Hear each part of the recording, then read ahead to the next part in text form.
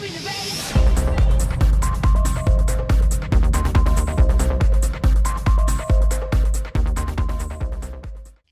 Give me the bass.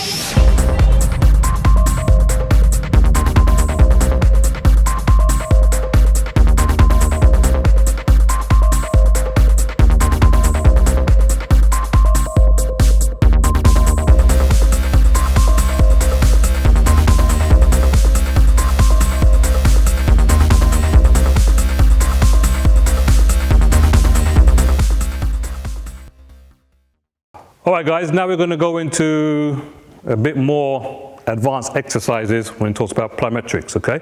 So with Jack, we did a single leg jump, but just with him working with just the base, the floor, yeah?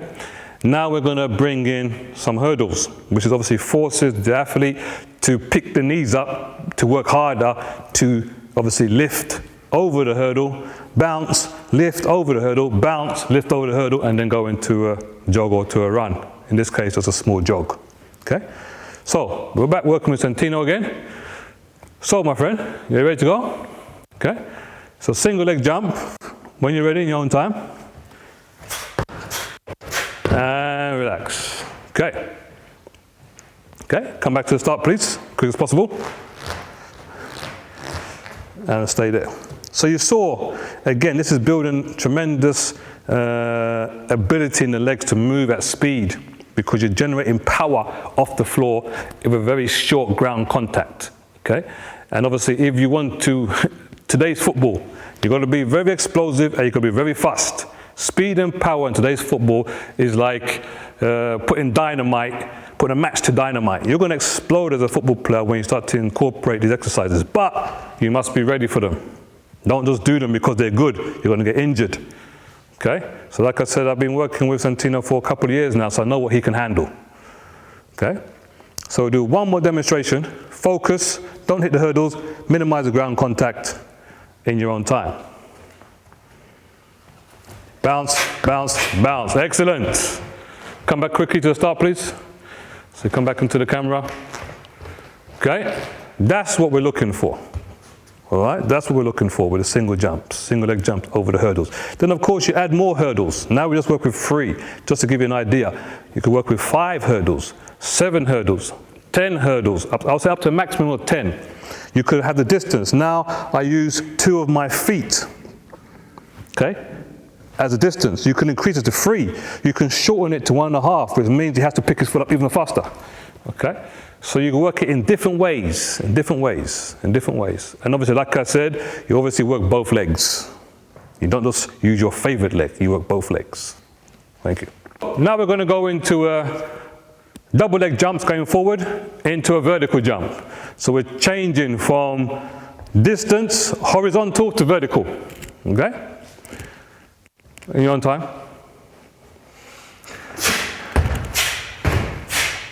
Okay, and back. And relax, stay there. So you see, it's about distance, distance, and then up. Okay, so imagine when you're playing a game of football and you're running for the cross that comes in from the wings. You're running, then suddenly you've got to turn the horizontal speed into a vertical jump. Okay? This is what we're doing here. This is what we're working on here. Transferring the body movement from going forward to then going up in a split second. All right? One more time, please. Good. And come back. Very good. Very good. Okay? So that's what we're looking for. Like I said, don't rush into these exercises. They might look easy, but they're not easy. Okay, they're not easy. They take a lot of time, a lot of preparation by first working with the strength training. You can't do the exercises if you don't have strong legs, if you don't have a strong core, if you don't have a strong upper body. Okay, if you're not mature enough mentally to listen to the instructions to do it right. Okay, so it takes time, years, before you come to these exercises. Okay. And like I said, Santino's 14 years old. There's much more we're going to be doing later on when he's 18, 19, 20, 25. But we must build him up gradually. Okay? So we don't destroy the talent too young. He doesn't peak too young.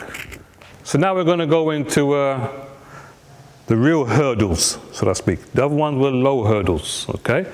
So now we're going to intensify it, so you can see the hurdles are much higher than what we used previously, and you can see that these hurdles are at different levels. So he has to adjust, he has to use more power. So power, more power, more power. We're adjusting the dynamics here. It's not the same level, okay? It's an increase on every hurdle, okay?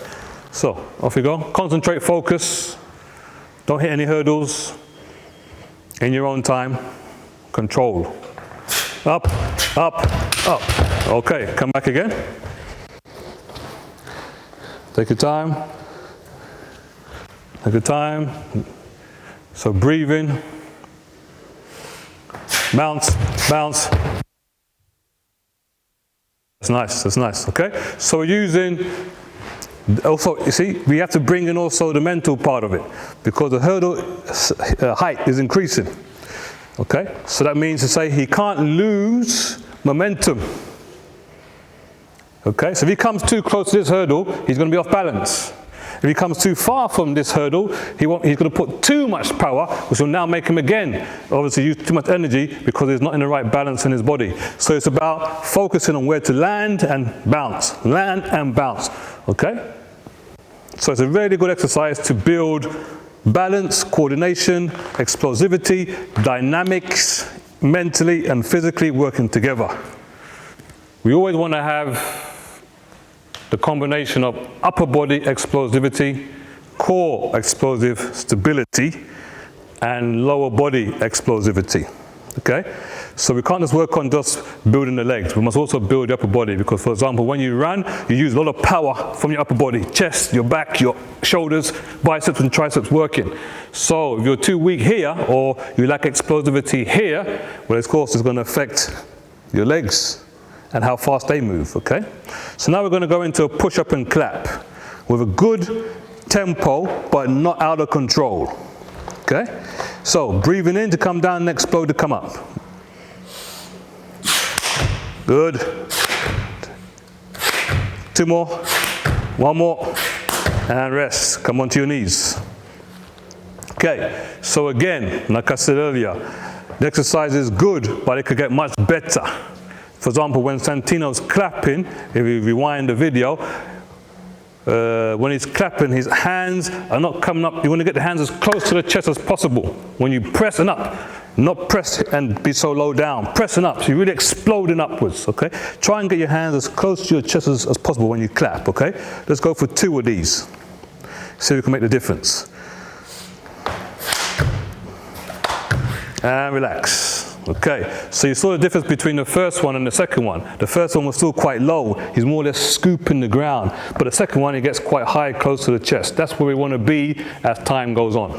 Okay, so a very dynamic exercise, push up and clap. But first, you must be able to do a push-up many times. 50 push-ups, no problem, before you can now take your athlete to doing a push-up and a clap, or even a push-up with a chest clap like we did earlier.